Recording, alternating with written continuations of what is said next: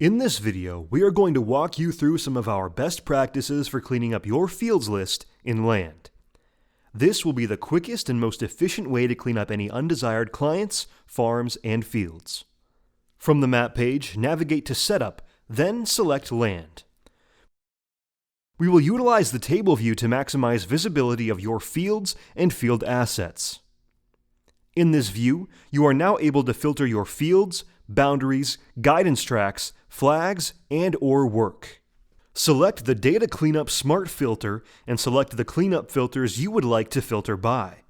For example, if the No Flags, No Guidance, and No Boundaries filters are selected, this will filter out your selections that have no boundaries, guidance, and flags associated with them.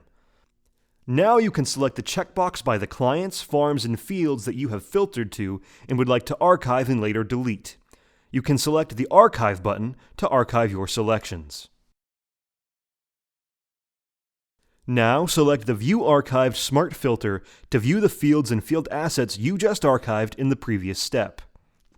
Select the checkbox by the clients, farms, and fields that you have filtered to and are wanting to permanently delete. Then select the Delete button. Do note, deleting an entire field will permanently delete the field and all the data associated with it, and there is no way to recover it.